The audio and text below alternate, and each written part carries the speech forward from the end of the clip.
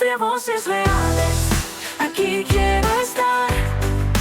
El día de hoy tenemos a un profesor que en algún momento estuvo enseñándome clases de bajo. Para mí fue mucho aprendizaje, porque cuando uno aprende música se convierte en una terapia. Y para mí eran esos días. Con ustedes, el profe de bass. Jaymar, hombre, muchas gracias por la invitación. Muy contento de estar acá, de compartir en este espacio tan especial que hace tiempo estaba mirando por ese internet que nombrabas ahorita y me parecía muy interesante lo que estabas haciendo. Es verdad, conectar con la música desde el arte es muy interesante, es muy chévere, pero también conectar desde la persona, desde lo que llevas dentro, es aún más maravilloso. Y yo siento que eso es lo que vivo casi todos los días, que tengo estudiantes conmigo, que son clases grupales o son clases individuales, pero que me enseño mucho y me aprendo mucho de ellos también, porque siento que eso es lo que hace el arte. En realidad lo que hace es generar vínculos más fuertes entre nosotros los seres humanos. Bueno, profe, gracias por estar en este espacio, pero vamos a lo que vamos. Vamos. Empecemos. ¿Realmente quién eres? ¿Dónde empezó esa vida de música? Sé que no eres de acá y cómo terminaste acá en Medellín. Entonces cuéntame un poco de ti. Bueno, en realidad la pregunta ¿quién eres? Es muy difícil de contestar, ¿no? Sí, claro. Como que abarca tantas cosas. Yo, respondiendo un poco más por el lado de la música me llegó a mí desde muy pequeño. Incluso son cosas que no tengo en mi memoria, que afortunadamente mis papás lograron registrar en cassettes en ese tiempo. Ahí estamos soltando la cédula. La dejamos caer. Bueno. Y tengo como registros cantando de apenas 3 años, 4 años, canciones infantiles o cosas así como por el estilo, ¿no? Más adelante empecé a escuchar mucho la música, evidentemente que en las reuniones familiares estaban sonando siempre, entonces llegaron géneros como la balada, como la misma salsa, llegaron géneros muy andinos que son muy propios de mi región, que por cierto soy de la ciudad de Pasto, Nariño, al sur de Colombia, y llegaron a mí también géneros como la ranchera, como la música del mariachi mexicana, el bolero, que siempre me ha gustado, el son cubano y podría decir que también el pop, ¿cierto? Aunque siento que el pop fue un poco más adelante. La música para mí siempre fue un hobby, una diversión, hasta digamos que finalizar el colegio, que cuando salí del colegio mi meta era convertirme en un profesional muy diferente al que soy ahora, porque pensaba en estudiar medicina. Y la vida digamos que no me abrió los ojos porque no era que estuviera enceguecido, pero sí me mostró un camino diferente por unas situaciones personales que tuve que vivir en ese momento. Y aquí llegué a la música. Llegué aquí a la ciudad de Medellín precisamente buscando un nuevo camino después de haber terminado mis estudios.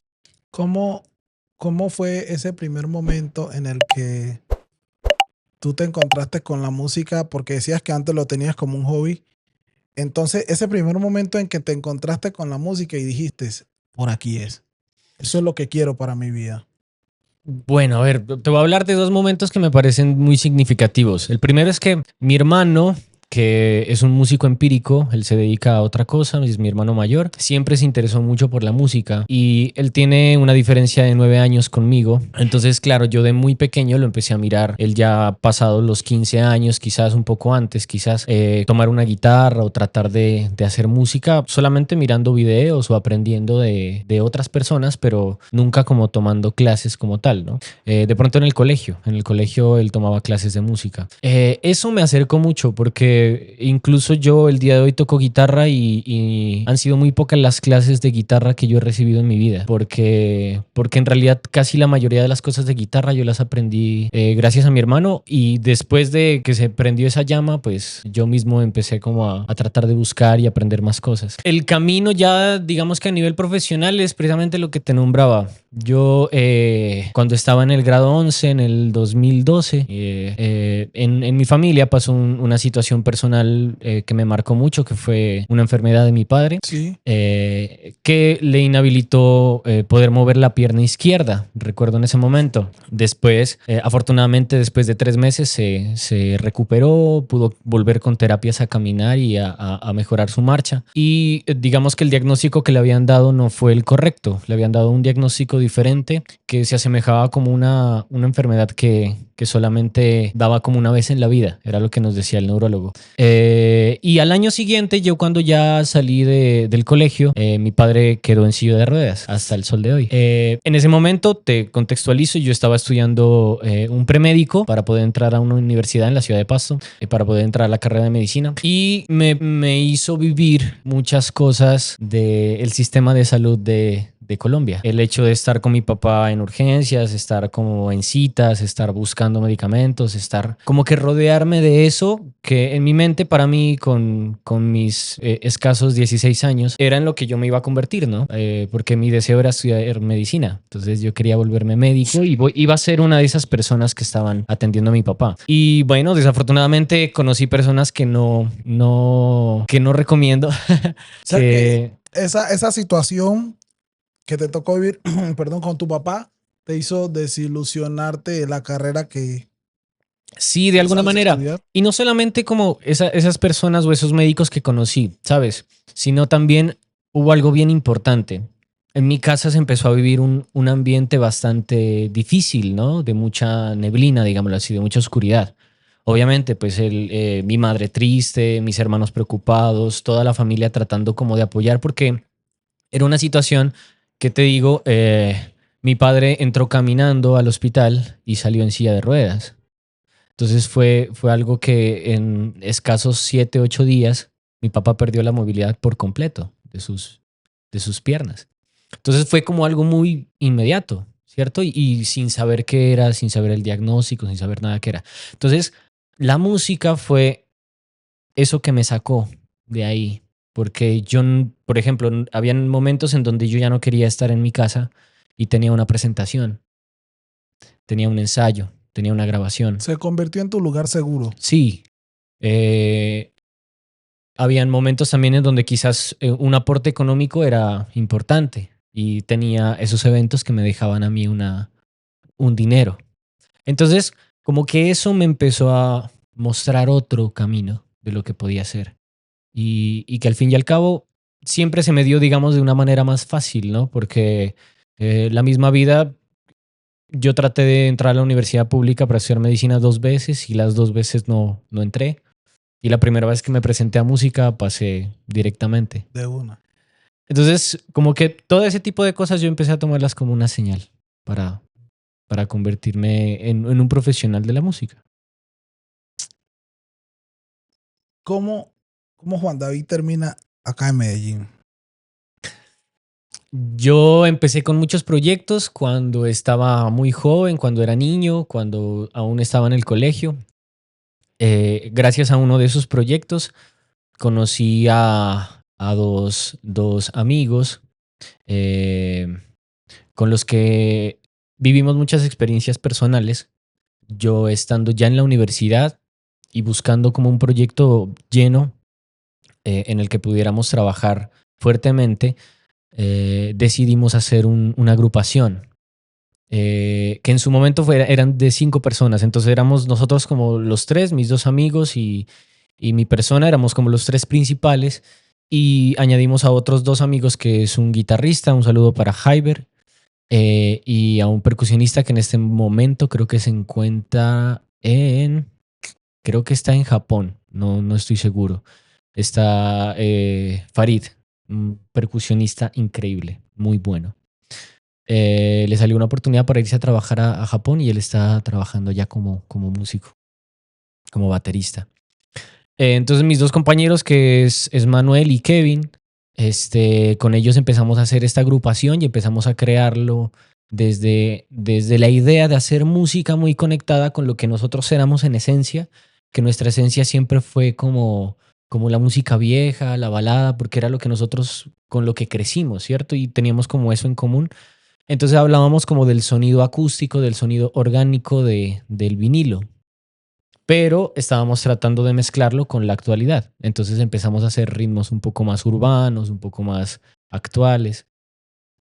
Ese proyecto llamado Vinilo creció inmensamente, casi después de 5 años de estar trabajando juntos. Se nos abrieron unas puertas increíbles, en la ciudad nos conocían bastante, recibimos muchos apoyos en cuanto a marcas, en cuanto a eventos, en cuanto a concursos, etcétera. Y llegamos entre nosotros tres, ya en ese tiempo ya quedamos solamente los tres, llegamos como a una rutina y como que ya no, sentíamos que ya en Pasto no podíamos dar un paso más adelante. Unos amigos productores que tienen una, una casa pues de productora llamada One Concept. Son increíbles, son muy buenos, pues han trabajado ya con gente demasiado pro y demasiado en la industria musical. Ellos nos dijeron, bueno muchachos, ustedes tienen talento, tienen esto, tienen lo otro. Vengan para Medellín, nosotros vamos a estar acá, por acá nos podemos dar la mano, ayudarnos. Y eso me trajo acá a la ciudad, el proyecto de vinilo. Llegamos a ese punto de monotonía en Pasto, entonces decidimos venir a probar suerte y obviamente a trabajar y a buscar puertas en Medellín. Yo lo conocí porque yo estaba buscando clases de bajo. Para ese entonces estaba muy aficionado, quiero tocar bajo, pero las ocupaciones realmente han hecho de que yo despeje eso. No lo he abandonado del todo porque quiero continuar. Siento que la Sí. música de una u otra manera le sirve a uno para canalizar, como en tu caso decías, estaba viendo una situación difícil en mi casa, mi papá, esto, y pasó de la noche a la mañana y mi refugio era la música. Entonces es cierto que siento que necesito hacer eso Ujú. por esa parte. Tengo una pregunta, profe, y es, profe, sí, es, ¿qué tan difícil ha sido como músico subsistir en Medellín? Es de muchos retos, no lo puedo negar. Es de muchos retos, empezando porque la música se crea a partir del compañerismo y del vínculo social, ¿no? A partir de ahí se crea la música. Todos, los músicos, productores, incluso la gente que hace videos, habla de precisamente eso, ¿no? De que lo chévere de trabajar es que yo me llevo bien con esta persona y me llevo bien con esa persona, porque cuando el arte quiere florecer necesita tener esa interacción. Cuando no existe esa interacción, no florece, no se hace buena música, no se hace nada en el arte. Entonces, eh, yo creo que sí, eso fue lo más difícil porque no conocíamos a nadie. Solamente conocíamos a los amigos que nos dijeron, vengan acá, trabajemos, pero ellos eran como en su situación, en su productora de videos, pero a nivel musical, a nivel de la producción de audio y eso, no teníamos mucho conocimiento de nadie. Y eso fue como la entrada más difícil para nosotros acá en la ciudad. Además de eso, yo considero que Medellín es una ciudad que tiene evidentemente llegada de talento de todo el país. Sí, Entonces, no es solamente, hablemos de competencia, aunque no me gusta utilizar mucho esa palabra, pero no se trata solamente de la competencia con el paisa, sino es competencia con todo el país. claro. Y llega gente increíblemente buena, con muchas más cosas y con muchas menos cosas, quizás también de las que nosotros traíamos. Entonces, ese balance y ese nivel de entrada, Medellín no fue fácil, ¿no? Tratar de balancearnos también requería tiempo. Y la otra situación que considero que también pasa mucho y es que, eh, bueno, digamos que nosotros teníamos un proyecto bastante fortalecido, teníamos muchas cosas que habíamos recorrido y que habíamos pisado fuerte, pero hubo un punto en donde se debilitó como ese trabajo, esa intención de continuar con la misma energía y de remar el barco con la misma Hacia energía el como mismo veníamos horizonte. y con el mismo horizonte. Entonces, en ese punto fue como aún más difícil porque, claro, ya cuando al fin decidimos eh, terminar con vinilo y dejar de lado el proyecto, tratar de buscar como músico en una ciudad como esta, donde no tienes un respaldo ya, porque Decir que nosotros éramos vinilo era venir con el respaldo de los videos, de las canciones, de lo que habíamos hecho con ese nombre.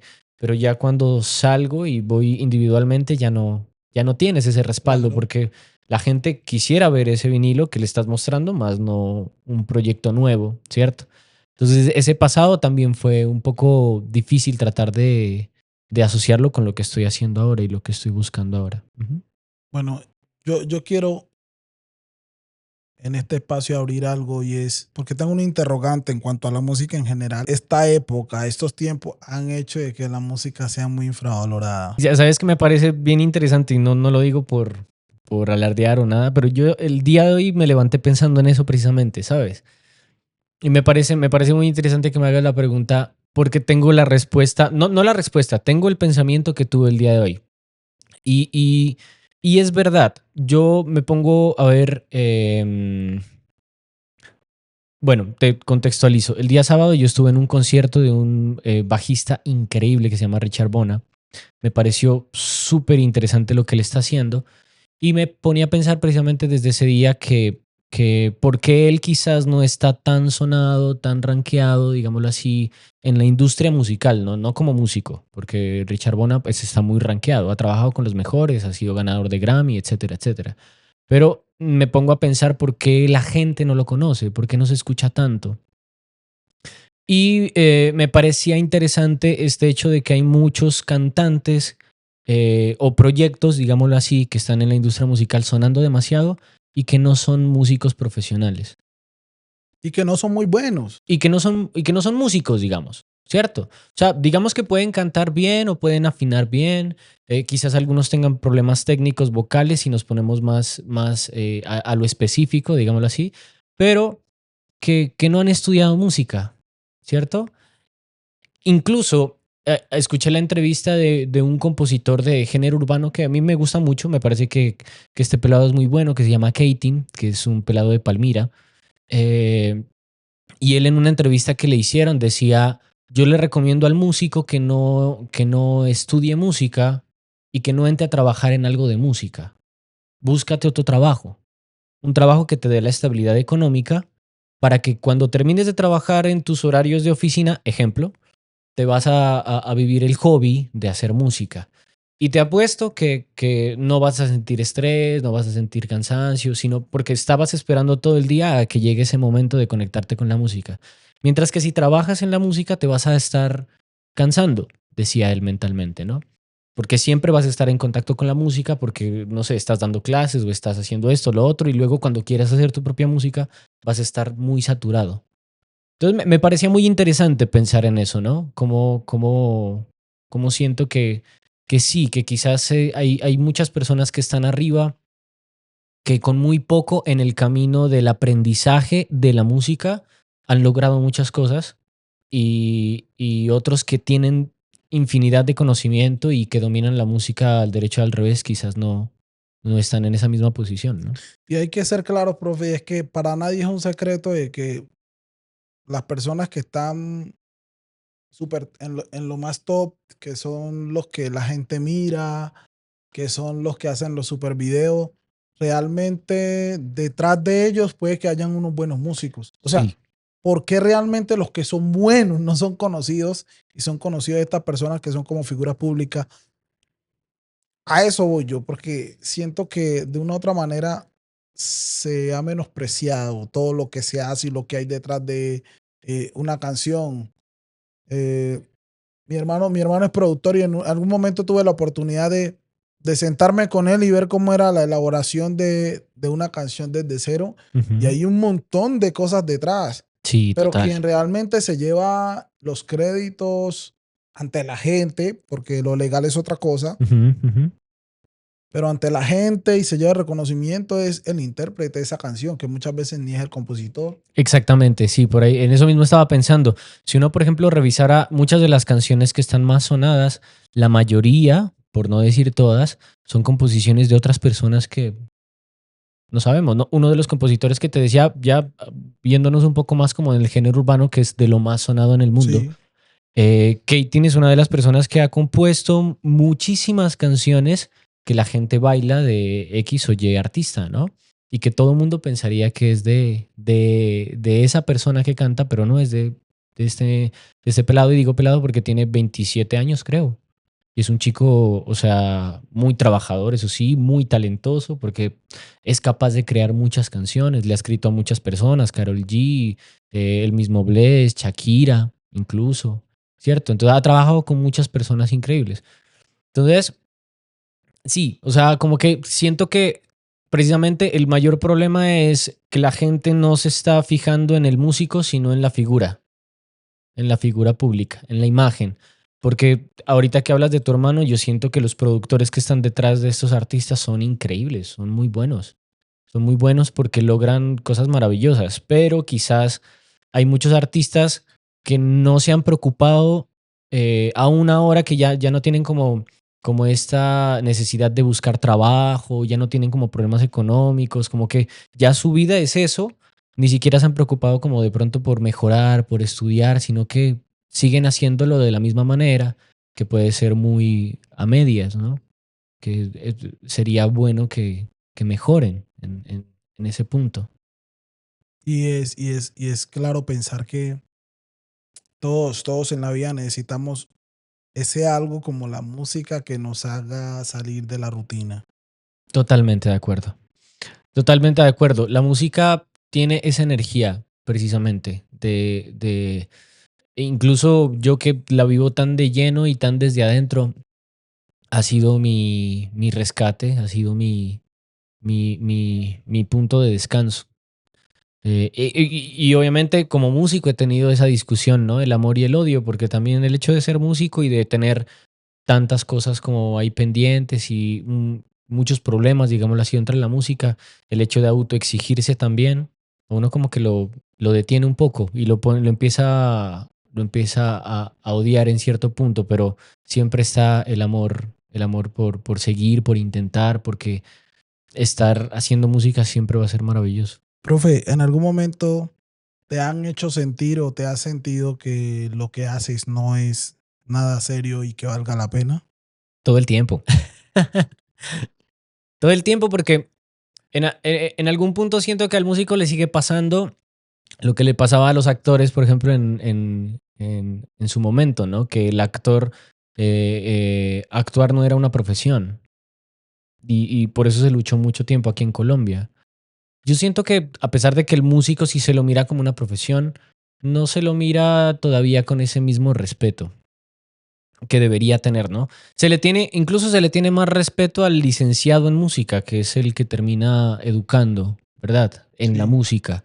Pero al músico como tal siento que no. Siento que no se le tiene ese mismo respeto.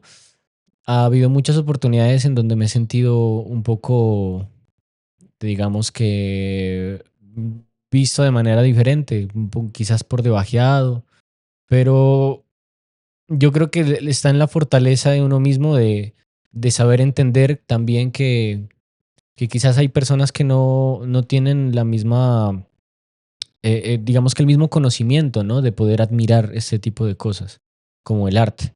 Entonces, bueno, cada quien está en su camino de aprendizaje. Entonces trato de mirarlo con mucha tolerancia y con mucho amor en realidad. A usted como músico, ¿qué le duele más? ¿La indiferencia del público, la avaricia de la industria o la falta de respeto en el mismo entorno por lo que haces? Uf, Yeimar. Em, a ver, digamos, ¿cuál fue la primera? ¿La falta del público de qué? La falta De admiración del de público, admiración del dijiste. público. Bueno, esa primera, por ejemplo, yo la quitaría porque a nadie le puedes obligar que le guste lo que haces. ¿Sí Ok. me entiendes? Entonces, yo siento que eso uno debe respetarlo mucho. Yo eh, a- cometí en mi juventud más adolescente, empecé a buscar el éxito en vez de hacer música que realmente me llene. Y ese es un error, porque la música no sale así. La música sale cuando realmente estás entregando mucho de ti, no esto de ti, ¿cierto? Entonces, yo esa la dejaría de lado porque si uno hace arte Ya el que tiene la suerte de que no le guste a 100 sino a 10 millones, pues tuvo esa suerte, ¿verdad? Pero, pero sí, con eso en mi actualidad ya no discuto. Yo creo que si me hubieras hecho esta pregunta unos años atrás, la respuesta fuera diferente. Con la falta de respeto, eso sí, cierto, porque lo que te nombraba, o sea, yo siento que debería respetarse y admirarse un poco más lo que se hace. Incluso tú, si tú te vas a un restaurante y hay un grupo tocando, muchas veces ese grupo no recibe un solo aplauso. Sí. O sea, es un equipo de sonido más sonando. Y no sabes para el músico qué tan importante es eso, ¿cierto? Ahora vuelve a lo mismo, pues si no te gustó, no tienes por qué aplaudir. Pero lo más mínimo sería que ellos te están entregando mucho de ti, porque es esa vulnerabilidad a subirse en un escenario, a correr el riesgo de que te equivoques, que a todos nos pasa, ¿cierto? Eh, y entregar ese mismo arte que nace precisamente de lo muy interno del alma del ser humano. Eh, para que no lo reconozcas ni siquiera con el respeto de escuchar, de sentarte a escuchar, sino que simplemente lo que haces es conversar, hablar, no importa, y si terminó la canción no importa, y si terminaron la presentación no importa. Entonces, esa situación es algo que siento que en la sociedad es muy indiferente, ¿no? En muchos aspectos es muy diferente. Y ya la segunda no me acuerdo. La segunda que me dijiste no me acuerdo. La otra era de la ambición de la industria. Mm. Bueno, por ese lado sí te puedo decir que eso es una de las cosas que más me incomodan totalmente. Porque precisamente ahora siento que la música no se está haciendo por el arte, por el amor, por el gusto, ni siquiera por el hobby, sino se está haciendo precisamente por dinero, ¿cierto? Y bueno, esa situación de tener siempre la necesidad de buscar dinero, yo sé que es necesaria porque el trabajo es, bueno, es obviamente muy necesario, pero bueno, es muy difícil también entender que esto que es tan personal se ha visto desde el hecho de ganar y no desde el hecho de hacer lo que más te gusta. Yo tengo mi inconformidad con la música, porque no con la música como tal, sino con la industria. Siento que la música amerita tanto gasto emocional y se ha vuelto muy desechable la música. Sí, sí, concuerdo contigo. Y eso me raya, a mí me raya eso. Te voy a confesar algo. Actualmente yo estoy trabajando con dos amigos de la universidad que por cosas de la vida nos encontramos acá en Medellín, imagínate. El proyecto se llama Lustro y hablábamos con ellos dos hace un tiempo, no hace poco, hace un par de meses atrás. Algo bien interesante. Nosotros tuvimos una presentación y uno de los señores que estaba en el lugar de la presentación se me acerca y me dice, no, qué genial, los felicito, bueno, esto, lo otro. Te comento, me dice que a mí me gusta escribir canciones, pero yo no soy músico. Y entonces yo le decía, ve, qué interesante, pero podríamos escuchar algo. Me dijo, yo no soy cantante tampoco, pero sabes que me gustaría que la escuches, a ver si me puedes acompañar con la guitarra. Y yo le dije, bueno, hagamos el intento, ¿no? Él empezó a cantar su canción, yo empecé a buscar la tonalidad de la canción y en cuestión de unos minutos lo estaba acompañando sin yo saberme la canción para nada, o sea, sin haberla escuchado nunca antes, ¿verdad? Y el señor llegó y me dijo, increíble, lo haces demasiado fácil, no sé qué, ¿cierto? No, canten algo más, y como que ellos estaban pues ya con sus tragos encima. Entonces como que nos querían escuchar más, pero pues obviamente ese es nuestro trabajo, ¿verdad? Al final es nuestro trabajo, entonces pues tratamos de darle también ese respeto que se merece. Cuando terminamos y salimos de allá, mis amigos me decían, él te decía que lo haces muy fácil, pero ¿cuánto tiempo tuviste que estudiar la guitarra para conocerla y entenderla, para dominarla? ¿Cuánto tiempo también has tenido que vivir en la música para aprender a reconocer qué era lo que él estaba cantando y por dónde acompañarlo? Y todo ese tiempo a veces no se lo valora, ¿cierto? Porque sí, o sea, no es tan fácil llegar a hacer lo que se hizo en ese momento. Necesita tiempo y necesita recorrido y necesita incluso Práctica. experiencia. Sí, práctica, por supuesto, con el instrumento, pero sobre todo la experiencia de haber escuchado mucho y de haber entendido mucho para poder reconocer el acorde correcto que iba en ese punto y obviamente que él saliera satisfecho, ¿no? Entonces, como que todo eso no se reconoce. Lo mismo pasa cuando vas a contratar a alguien. ¿Cuántas canciones? Tantas canciones. Ay, en serio. Y no nos das una más, y no nos das otra más, y otra más. Y entonces el músico termina siendo es entretenimiento para la gente, sin duda alguna, pero termina siendo un entretenimiento ya llevado al abuso, ¿no? Sí. Porque, ay, no, ¿cómo por una sola canción cuánto me vas a cobrar de más? ¿Cómo así?